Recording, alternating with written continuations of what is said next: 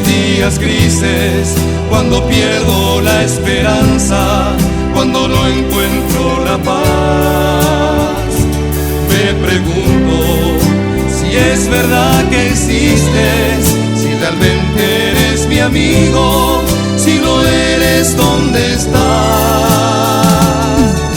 Es ese el momento cuando dudo, un momento de vacío y de fría oscuridad, porque pienso que no es verdad que existes, mi vida sería vana como un libro sin final.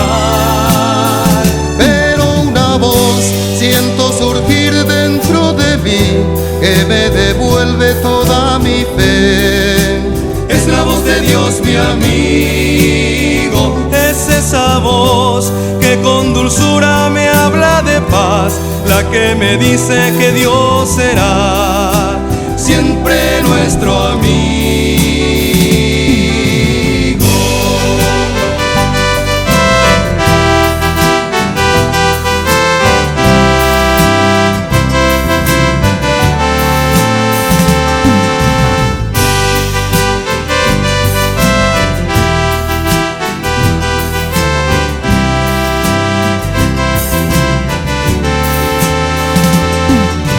A veces me contás que estás perdido, que no encuentras el camino que te devuelva la fe, y me dices que Dios está muy lejos, que no quieres acercarte, quieres que se acerque.